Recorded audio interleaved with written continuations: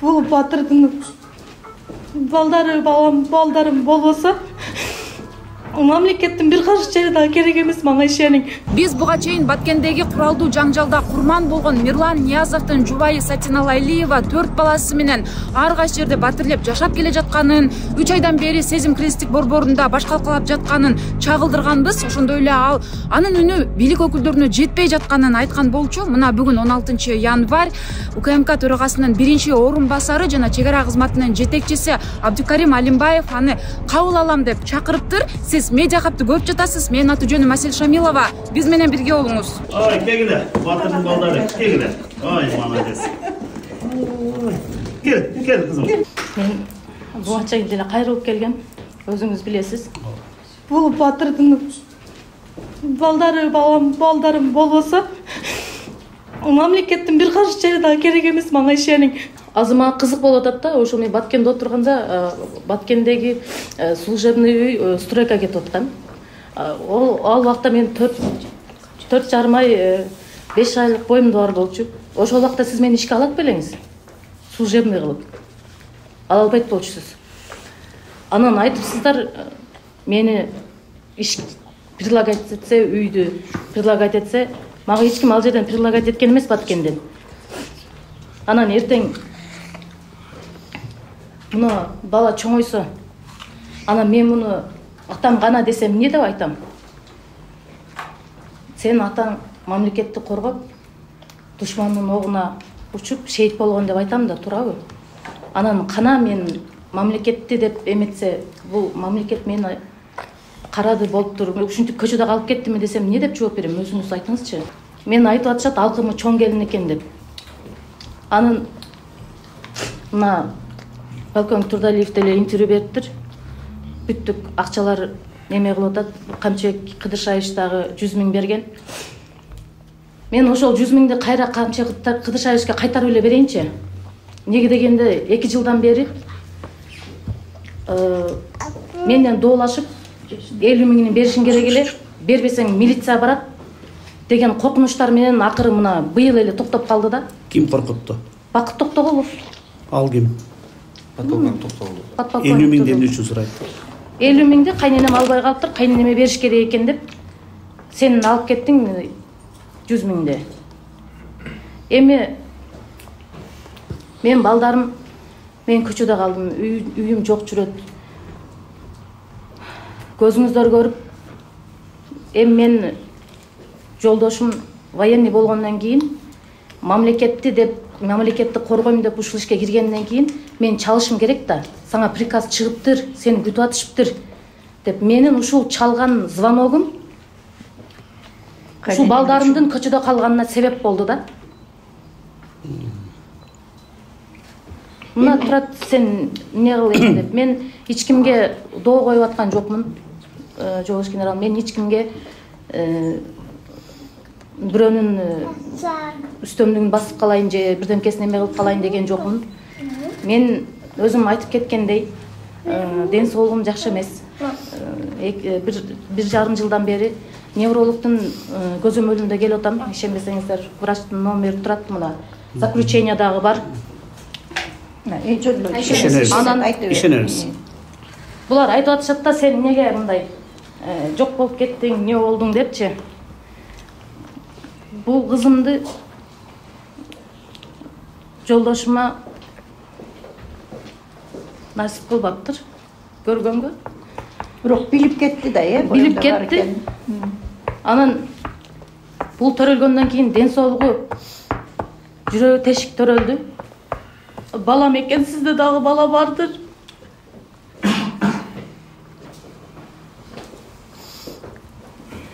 Ушул балдарды мен эзирип кеттим, көчөдө жүрөм.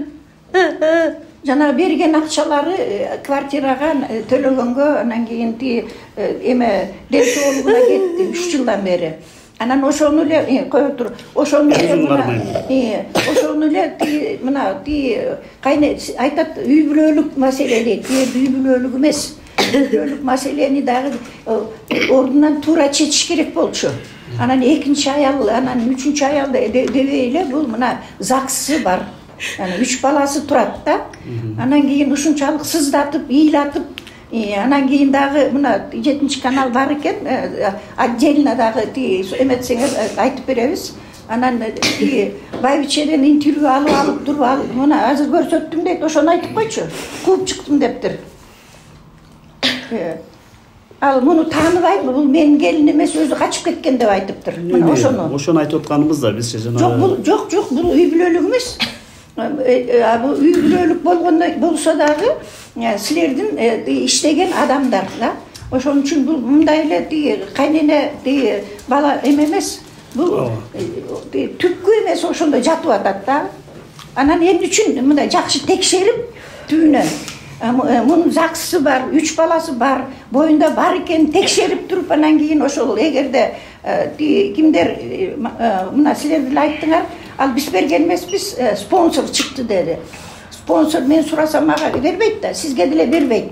Ушу ведомствонун, ушу мамлекеттин атынан Камчыбек Кыдыршаевичтин эме атына берип атышат да. 2 жыл ошого макул болуп туруп жардам да бериптир.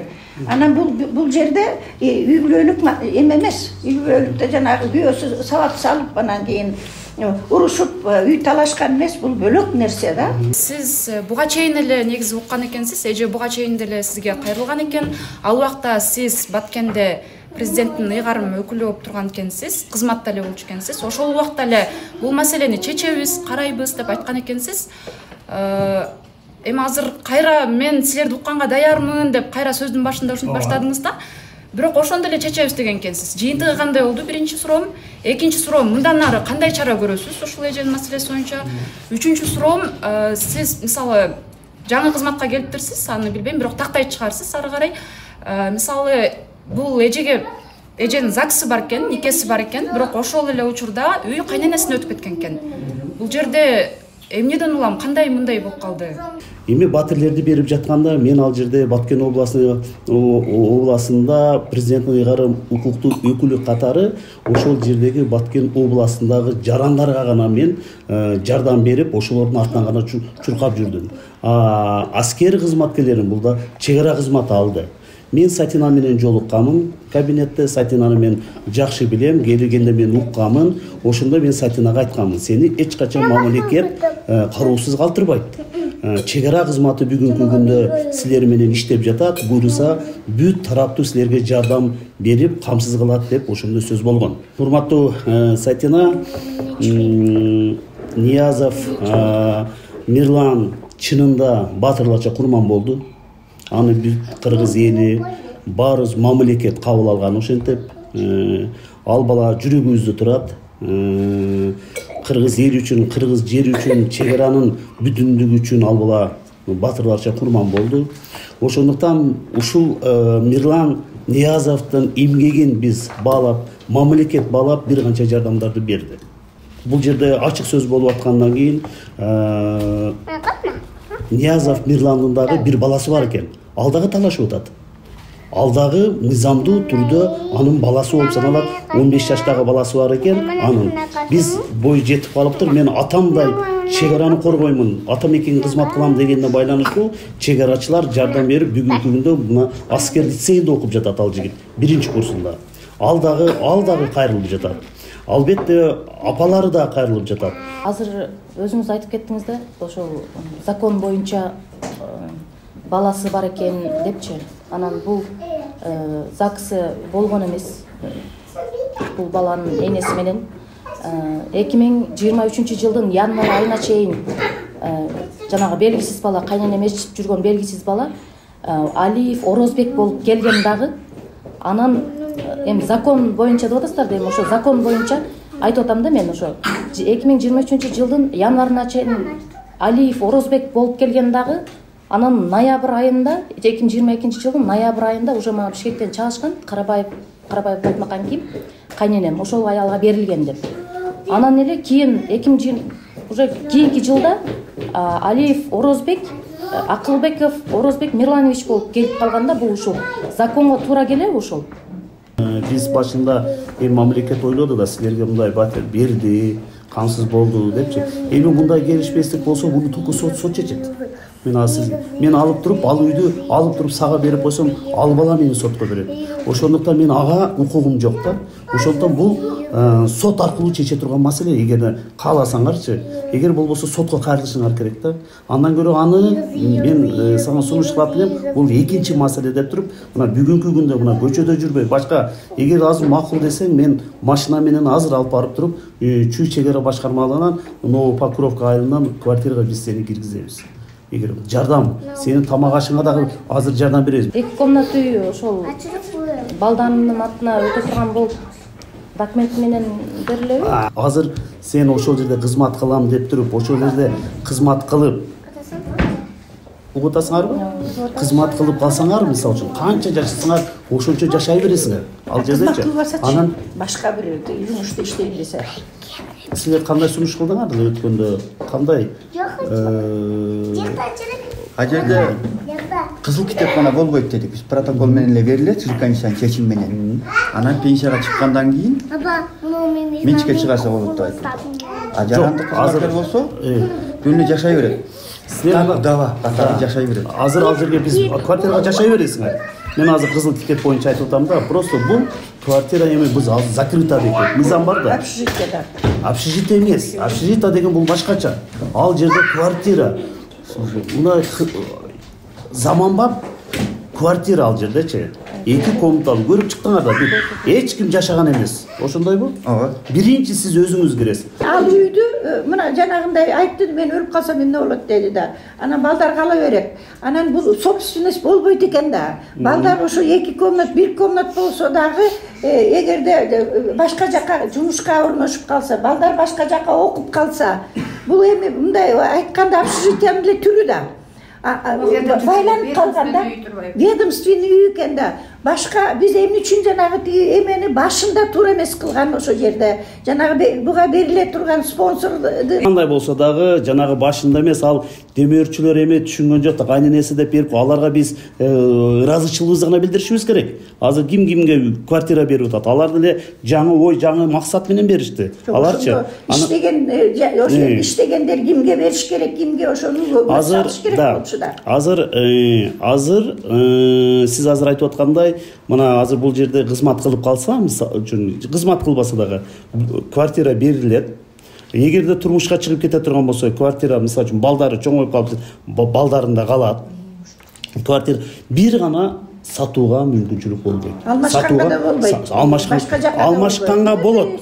Алмашканга болот, бирок биз өзүбүздүн регион. Мисалы үчүн Баткенден Чүйгө, мисалы үчүн Баткенден бирөөгө берет, Чүйгө келип туруп, мисалы үчүн биздин эми азыр Чүйдө да биздин үйүбүз ошол жерден алса болот. Бирок чара кызматында эле. Бирок мен айтканым, сатууга гана тыюу салынат. Көчөдө калдым. Сезим кризис борборунда 3 айдан ашыдатына. Жүргөнүм чын. Барар жерим жок. Менин эме кайрылып деле карасаңыздар бүт данный чыгат. Мына Сатина Лайлиеванын үйү барбы? Жок. Жок. Мына документально деле жок. Закон боюнча деле жок, факт боюнча деле жок. Мен өзүм үчүн сурап аткан жокмун. Жок, мен балдарым үчүн сурап аткам. Азыркы сунушка эгер сиз чек ара кызматынын как директору катары сунуш кылып атсаңыз, мен аябай ага мен деле, например, мамлекетке кызмат кылсам деп жолдошум өткөндөн бери ушу жолдошумдун эмесин билдирбей, жоктугун билдирбей, элиме, жериме кызмат кылган мен да пайдам тийген эме болсом, эртеңки күндөрү балдарым чоңойсо, мамлекетке сүйүүсү ачсын дейм да. Мына Батырдын балдары катары мен мынтип чөгүп кетпесин деп каалайм. Мен ошо дагы өзүм пайдабал болушум керек да. Пайдабал болуп булардын немесине турушум керек. Ал сунушуңуз мени өтө канаттандырат. Сиз азыр чек ара башчысы катары эме кылдасыз, мени аябай канаттандырат. Анан бул балдардын үй маселеси дагы деле чечилбей калып атат да, мындай карагандачы. Дагы деле чечилбей. Азыр мага ойлоп атасыздар, алкымы чоң келин экен, шүгүр кылбаган келин экен депчи. Мен ушу балдар үчүн жүрөм. Мен өзүң десеңиз, мен сиздин демеңизге аябай сүйүнүп эле турам да. Мен чек арага аскер катары мамлекетке кызматка алып атат депчи, башым асманда.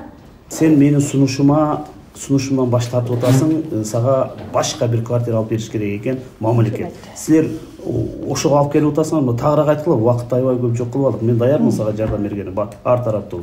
Жок, мен сиздин жардамыңызды кабыл алып атам, мен сизден отказ кылып аткан жокмун. Мен даярмын. Азыр десеңиз, азыр мамлекетке кызмат кылып, аскер катары барып кызмат кылганга мен даярмын. Менин токотор маселем балдарымдын келечеги. Балдарым туруктуу бир жерде туруш үчүн мага үй керек да. Анан ал үйдү эртең мен эме кылбай калсам, бул ошол жеринен коркотам да, менчи эртең иштебей калсам чыгарбайт. Сенде ордер болот, жөн эле кирип бир кагазсыз иштебейсиң. Ал жерде сөзсүз ордер берилет сага. Сен ал жерден балдарың, эгер сен турмушка чыгып кетсең дагы, азыр эртең күнү эмне болушун айта албайбыз. Балдарың жашаганга укугу болот. Же болбосо сен азыр кирип иштеп тур. Балким дагы бир маселе кандайдыр бир чечилип калышы мүмкүн.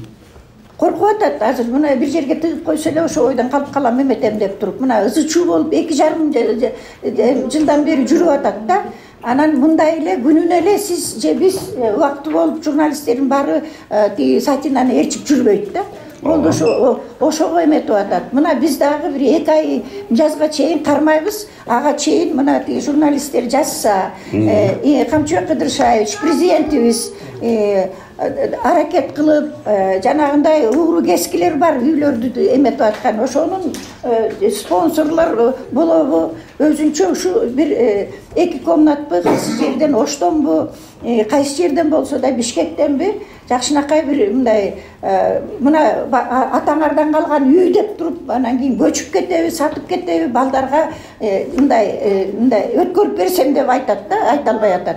Мен бул маселени жеткирем, доклад кылам сөзсүз түрдө. Бирок бүгүнкү күндө, значит, биз жанагы биздин сунушка, значит, макул эмес деп санайбыз. Биз эме жанагындай убактылуу жайда муну жазга чейин айтты да, эми муну дагы улам бир жака 4 баласы менен көчүрүп убара кылбай эле күтө туралы дедик да. Өзү деле ошого макул болду да. Жанагындай убактылуу эме ведомственный үйгө бара албайм го деди да. Ошондо Сатина эже азыр Сезим Кристик борборунда дагы жашап турат, жазга чейин. Жашап турат. Биз чек ара кызматынын жетекчиси Абдыкарим Алимбаев менен болгон жыйынга катышып чыктык. Тоготер жери Алимбаев бул үйлөрдү негизи демөөрчүлөр берген, демөөрчүлөр кимге кааласа ошого берет деп айтты. Андыктан бул жерде дагы баягы Мирлан Ниязовдун жубайына берилиш керек болгон үй кандайча анын апасына, кайненесине берилип кеткени боюнча суроо дагы деле ачык бойдон калды. Антсе дагы Абдыкарим Алимбаев алдыда Сатина Лайлиевага үй берүү маселесин дагы чечкенге аракет кылабыз деп жооп берди. Сиз медиа хатты көрдүңүз. Менин аты жөнүм Асель Шамилова. Биз бул маселени дагы баамдап байкап турабыз. Аман туруңуз.